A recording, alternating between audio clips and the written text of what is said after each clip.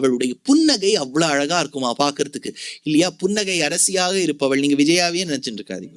இப்போ புன்னகை அரசினா அவ்வளவு அழகா தாயாராம். எவள் ஒருவள் பெருமாளோடு இருக்கும் போது எப்போதுமே பெருமாளை விட்டு பிரியறதே கிடையாது. அழகில்லேன் இறையுமென்னு அலர்மேல் மங்கை உரை மார்பா, பிரியறதே கிடையாது.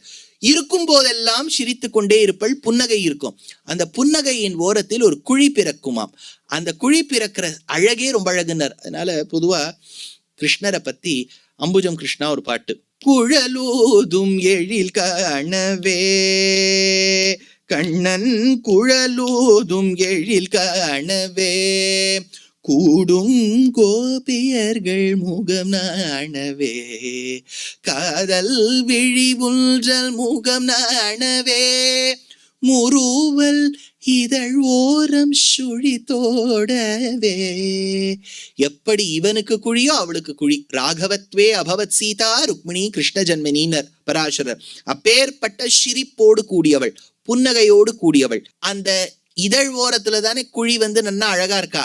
அதனால்தான் பெருமாள் நன்னா வேணுகானம் பண்றனர்.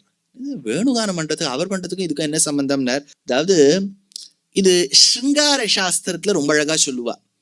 பெருமாளுக்கு ருக்மிணி பிராட்டியோட கல்யாணம் ஆயிடுச்சு. அவர் தன்னுடைய ஆசையை நிரூபிக்க வேண்டும் என்பதற்காக ஒரு சும்பனம், ஒரு முத்தம் கொடுக்க வேண்டும் என்பதற்காக சென்றாராம். இது கிருஷ்ண கர்ணாமிரதத்துல வருது இந்த ஸ்லோகம். அப்ப ருக்மிணி சொல்லிட்டாளாம், வேண்டாம் எனக்கு முத்தம் கொடுக்காதே. ஏன் இப்படி சொல்றேன்னு கேட்டாராம் பெருமாள். நீ உன்னுடைய அதரங்களால் பூதனா என்கின்ற பெண்ணுக்கு முத்தம் கொடுத்தாய், அவ செத்தே போயிட்டா. அதனால நீ அதே இதழ்களோடு அதே பாவத்தோடு என்னிடத்தில் வந்தால் நான் என்ன ஆவது? இல்லை இல்லைன்னு விட்டாராம். இது ஒரு வேடிக்கை கிருஷ்ண கர்ணாமிரதத்துல ஒரு ஸ்லோகம். அந்த மாதிரி லக்ஷ்மி சகஸ்ரத்துல ஒரு ஸ்லோகம். பெருமாளுடைய அந்த வேணுகானம் அவர் செய்யும் போது அவ்வளவு இனிமையா இருக்கே. அந்த காற்றினிலே வரும் கீதம், மலை பாயுதே குழலூதி மனமெல்லாம், எல்லாம் இத்தனை பாட்டு பாடுறோமே, அவ்வளவு இனிமையா இருக்கே. காதுல அந்த மியூசிக் அப்படியே தேன் பாயுது காதினிலே எல்லாம் சொல்றோம் இல்லையா. இந்த தேன் எப்படி பாயுது அப்படின்னா அவருடைய வேணுலேருந்து பிறக்கக்கூடிய தேன்.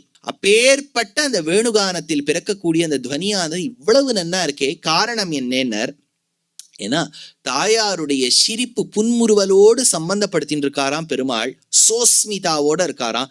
சோஸ்மிதாவோட இருக்கும்போது அந்த குணம் அவருக்கும் ஒட்டின்னு கொடுத்தான். சகவாச தோஷம்பா இல்லையா. ஒருத்தர் கூடவே இருந்தோம்னு வச்சுக்கோங்க, அவளுடைய குணங்கள்லாம் நமக்கு வந்துடும். இவளுக்கு இனிமையான சிரிப்பு, சுகரூபமா இருக்கா, காம் சோஸ்மிதாம் அவருக்கும் வந்துடுத்து.